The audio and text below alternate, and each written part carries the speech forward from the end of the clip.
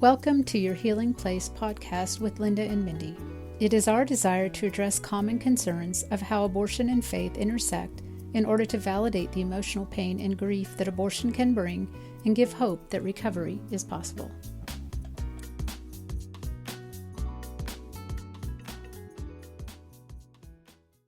So we talked about the fear that we have before we enter the abortion center and how that can motivate us to enter into an abortion.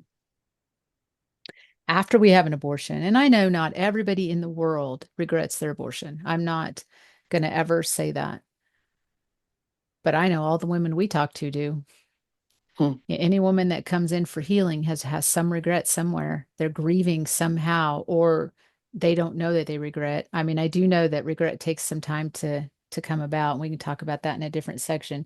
But for those who come to that point of regret, so let's just preface it with that. Fear shifts. It doesn't go away. It just shifts. So and true. it may be suppressed for some time until regret makes its presence, but then it shifts. And now it's the fear of telling anybody you ever had an abortion, the shame, the condemnation that comes. So fear now keeps you quiet. Or fear might take the opposite end and propel you to become an advocate for abortion choice because you don't have any other choice, right? You can't say anything different because it's what you did. You can't have And a it kind different of opinion.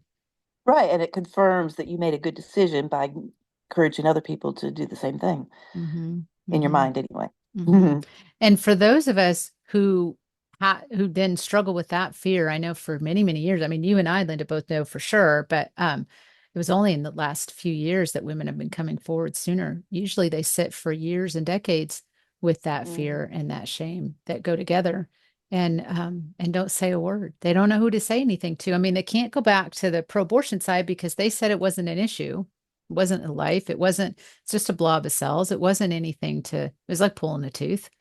And you shouldn't be hurting. What's your problem? And you shouldn't be hurting, but they can't go to the church either because the church says it's murder and they need they're looking for compassion and healing. They're recognized those who enter into regret, when regret finally hits them, they're now wanting some to deal with it somehow and to acknowledge what they've done. There is another aspect. They can't go to counseling necessarily because the American Association of Counsel or American Psychiatric Association, excuse me, does not acknowledge that there's any symptoms linked to abortion. I think some are coming to the ability to say, yes, there is.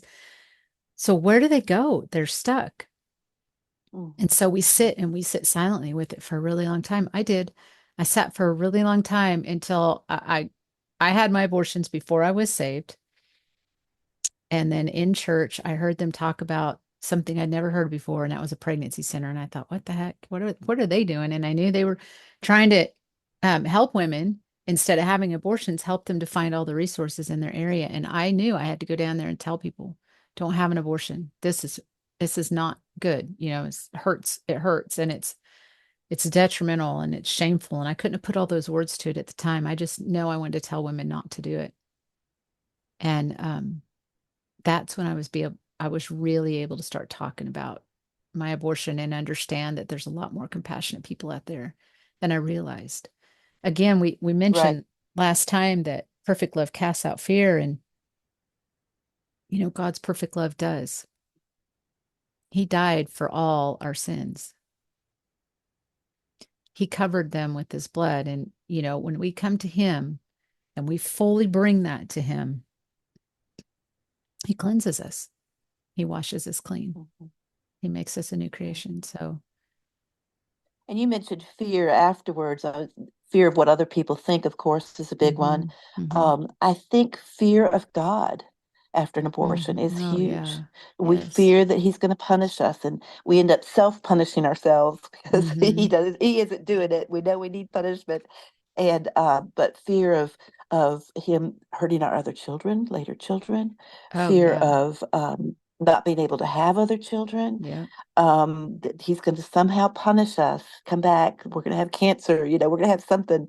I think that that is a huge fear after abortion, is that there is going to be punishment. And the beautiful gospel you just shared says that we don't have to bear the punishment because he took it already.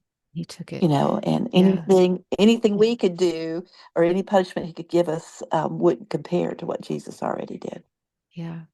Yeah. I think somehow we think we have to be good in order to come to Jesus. And the reality is Jesus didn't die because we were good. He died because he was good.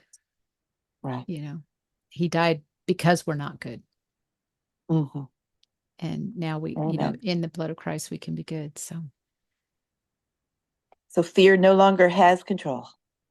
no longer has control. And, and I think if we're honest, for years, I was afraid to even, after, being saved, even though I understood I was forgiven, I still kind of fearful to share my story. And you don't know. We don't, and we're always afraid of other people condemning us. And I mean, we talked about this in the stigma section, but I really believe that most of that comes from our own head. Mm, Maybe from the enemy of our life, the devil, but most of that comes from our own head. It's perceived, it's not true. And I know more people than not I've shared my story with have been more compassionate than anything. mhm. In fact, the only time I received resistance was when I was at the March for Life in Washington, D.C. I was carrying a sign that said, I regret my abortion. I wasn't saying women regret or you should regret. My sign said, I regret my abortion. It's a big, big sign. And we weren't even at the march. We were walking to the march, and there was just one car that came zipping by and it turned the corner. We were standing on the corner crossing the street, and she rolled down her window and she yelled, I don't. And I was like, well, good. I mean, 'cause she was clearly angry at me. I was like, good. I do. Don't take my story away from me.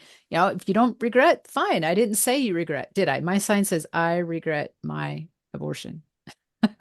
So honestly, though, most people I've shared it with have been super compassionate and understanding and grateful. And if they're not, there's probably a reason why, because they have their own story and their own hurt underneath it.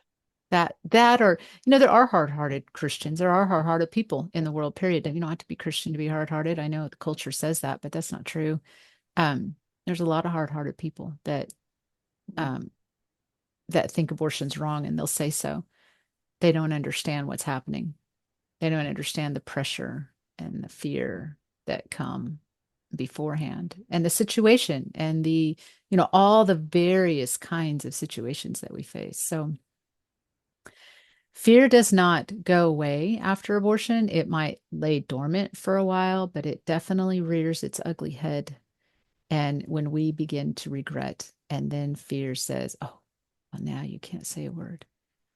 And Jesus says, but you can come to me, all you who rest and are weary laden, and take my yoke.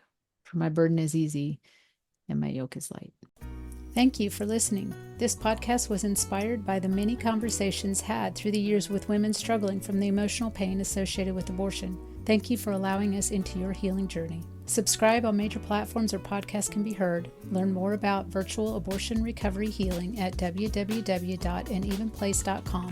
The link is in the show notes.